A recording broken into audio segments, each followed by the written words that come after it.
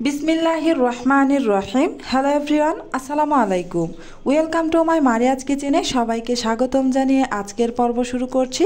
আমার আজকের পর্বে থাকছে সস্তায় একটি পিঠার রেসিপি। আমি আজকে কাঁচা পেঁপে ও সুজি দিয়ে দারুণ মজাদার একটি মিষ্টি পিঠা তৈরি করব। চলুন তাহলে শুরু করি। প্রথমেই আমি চুলায় একটি ফ্রাই প্যান বসিয়ে এতে 1 কাপ পরিমাণ চিনি দিয়ে সামান্য একটু পানি দিয়ে চিনিটাকে কিছুক্ষণ গলিয়ে নিব।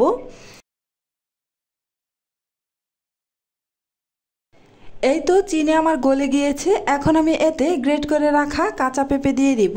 এই পেঁপেটাকে আমি খুব ভালোভাবে ধুয়ে পরিষ্কার করে গ্রেটার দিয়ে গ্রেট করে তারপর মেজারমেন্ট কাপে মেপে 2 কাপ পরিমাণ গ্রেট করা কাঁচা পেঁপে এতে দিয়ে দিলাম। এখন আমি নেড়ে চেড়ে নিব।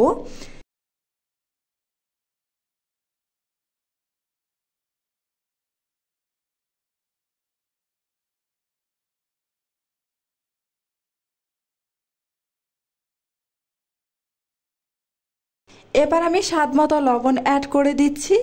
আর কিছুক্ষণ নেড়ে চেড়ে নেওয়ার পর দেখতেই পাচ্ছেন এখানে কিছুটা পানি উঠে গিয়েছে।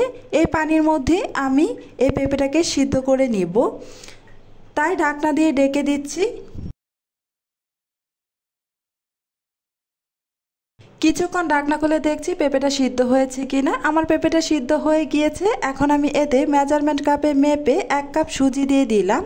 এখন দিয়ে দিচ্ছি 2 টেবিল চামচ গুঁড়া দুধ। এবার নেড়ে চেড়ে খুব ভালোভাবে পেঁপের সাথে মিশিয়ে নিচ্ছি। এমনভাবে মেশাতে হবে যেন দলা দলার ভাব না হয়ে যায়, তাই খুব দ্রুতই নেড়ে চেড়ে খুব ভালোভাবে মিশিয়ে নিতে হবে। এই যে দেখতে পাচ্ছেন আমি খুব ভালোভাবে মিশিয়ে নিয়েছি। এখন আমি এতে পানি অ্যাড করে দিচ্ছি 1 কাপ পরিমাণ। এই পানিটা দেওয়ার কারণ হচ্ছে এই সুজিটাকে সিদ্ধ করে নিতে হবে, তাই আমি 1 কাপ পানি দিয়ে দিলাম। আবারও আমি নেড়ে চেড়ে খুব ভালোভাবে মিশিয়ে নিচ্ছি। অনবরত নেড়ে চেড়ে মিশিয়ে নিতে হবে, নয়তো সুজি দলা পেকে যাবে। এই তো আমার নেড়ে চেড়ে মিশিয়ে নেওয়া হয়ে গিয়েছে। এখন আমি ঢাকনা দিয়ে ঢেকে দিচ্ছি এই সুজি সিদ্ধ হওয়া পর্যন্ত। 2 থেকে 3 মিনিট পর আমি ঢাকনা খুলে আবারও নেড়ে চেড়ে দিচ্ছি। এই সুজি ও পেঁপে একটু শক্ত শক্ত হয়ে গিয়েছে। এখন আমি একটা প্লেটে নামিয়ে ঠান্ডা করে নিব। এই যে প্লেটে নামিয়ে আমি ঠান্ডা করে নিয়েছি। এখন হাতে সামান্য একটু তেল মেখে নিচ্ছি এই পিঠাটা তৈরি করার জন্য, যেন হাতের মধ্যে ডো লেগে না যায়। এখন হাতের তালুতে রেখে প্রথমে গোল করে তারপর এভাবে হাতের সাহায্যে চাপ দিয়ে একটু চ্যাপটা করে নিলাম। এই যে আমার পিঠাটা তৈরি করে নেওয়া হয়ে গিয়েছে। এখন আপনাদের সুবিধার্থে আরও একটি পিঠা তৈরি করে দেখিয়ে দিচ্ছি। এই যে আবার হাতের তালুতে রেখে গোল করে তারপর চ্যাপটা করে নিলাম। এই যে আরও একটি পিঠা তৈরি করে নেওয়া হয়ে গিয়েছে। এভাবে আমি সবগুলো পিঠা তৈরি করে নিয়েছি। এখন আমি চলে যাব চুলায় ভাজার জন্য। সেই জন্য চুলায় একটা তাওয়া বসিয়ে গরম করে নিচ্ছি।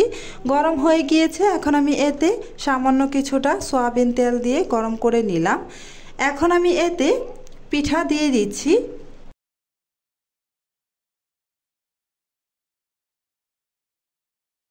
এবার আমি চুলার আঁচ মিডিয়াম টু হাইতে রেখে পিঠাগুলোকে ভেজে নিব। খুব সময় ধরে ভাজা লাগবে না। এই পিঠাগুলো জাস্ট কিছুক্ষণ সময় আমি উল্টে পাল্টে তেলের মধ্যে ভেজে নিব।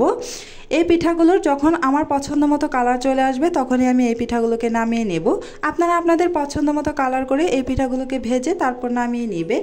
এই যে আমার পিঠাগুলো অলরেডি ভেজে নেওয়া কমপ্লিট হয়ে গিয়েছে। খুব সুন্দর একটা কালার চলে এসেছে। এখন আমি এই পিঠাগুলোকে নামিয়ে নিব। আর ঠিক এভাবে আমি বাকি পিঠাগুলোকেও ভেজে তারপর ফিরে আসছি।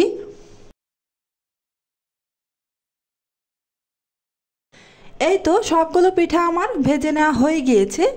সস্তায় কাঁচা পেঁপে ও সুজি দিয়ে আমি মিষ্টি পিঠা তৈরি করে আপনাদের মাঝে শেয়ার করলাম। আজকের এই রেসিপিটি আপনাদের কেমন লেগেছে কমেন্ট করে জানাবেন, একটা লাইক দিয়ে দিবেন। আজকে এ পর্যন্তই বিদায় নিচ্ছি। আল্লাহ হাফেজ।